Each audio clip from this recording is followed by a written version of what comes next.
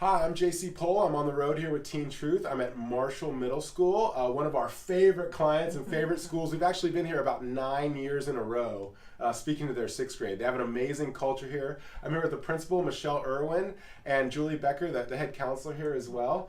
And ladies, one of the things that I see on the road, we do a lot of leadership summits. And in our leadership summits, we talk about the social emotional issues and just how some kids feel so disenfranchised and they get disconnected on campus. They're not involved in the culture. They talk a lot about cliques and how, it's hard to find your clique and find your spot. And one of the things that always comes up in the summits, and that I believe too, is that the club system can be a great place to kind of pull these kids in.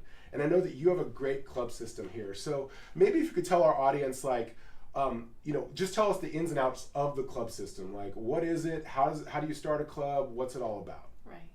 Yeah, we have an amazing club system. We have over 40 clubs here at Marshall Middle School, and it's really all student generated. What happens is students who are interested in creating a club would find a teacher who'd be willing to support them and open up their classroom during a time frame. Most of our clubs are held during our lunch period. There are some clubs after school, but most of them are during school when a lot of our students are here and want to connect with others. And so really they go up to a teacher of their choice and ask if they can help.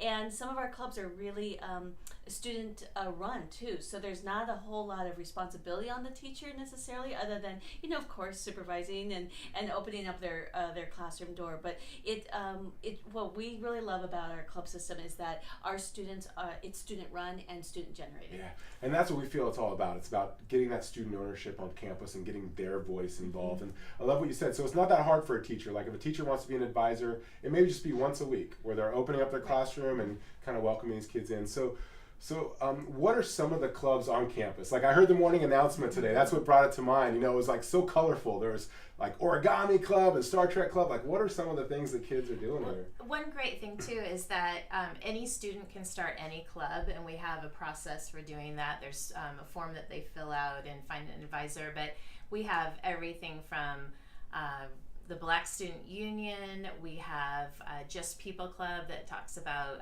social justice. We have coloring club, cooking club, debate club, Magic the Gathering club, Star Wars club. Star Wars. Yeah, look, here's the list of all the clubs, and this is just today. Right. Just today. Yeah. One whole sheet of paper. So, it's pretty amazing, how to pull these kids in and get them involved. For me, we were talking as counselors, it's about common interests and getting kids connected around these common interests. You're both veteran administrators, you've been around for a while. What is the value?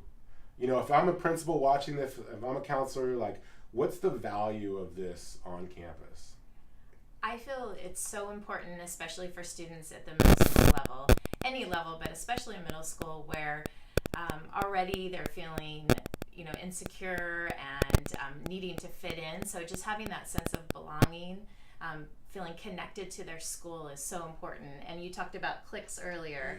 Yeah. And cliques do form, but cliques can also be positive because it can bring people together that have common interests. And so we really feel that having lots of different clubs where we can get those students that may be on the fringe, that maybe don't have a lot of friends, maybe they're new to the school, having some way to connect with other people. Yeah. And really making those friendships. I think that is the key that I see is when students are hustling to a club because they just met some new friends in that particular club. So I think the club system is really supportive of our culture here at Marshall. Yeah, and one thing that's kind of bouncing around for me, because I know you're very research based here, is there any data that's come out of this with regards to it impacting attendance or impacting grades? Have you collected? Is there anything? Oh, we haven't done that part yet. I didn't mean to put you on the spot. Point, yeah. That's a good point. We like to look at data. A lot of principals always go into the data, but we know from a social emotional perspective how important this is.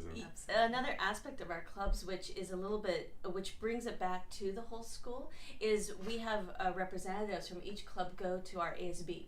Cool. And so then they are plugging back into the student government piece, but they're now representing that particular club. So because sometimes ASB is only a chosen few based on who was elected secretary, who was elected president, but then but this is associate student body. So the idea is we want the representatives from all these areas to come back in and share ideas and thoughts. Boom. Can we all do this, please? That was amazing. Slam dunk. Well, it's just an honor to be back here with you all today and to share this information with you.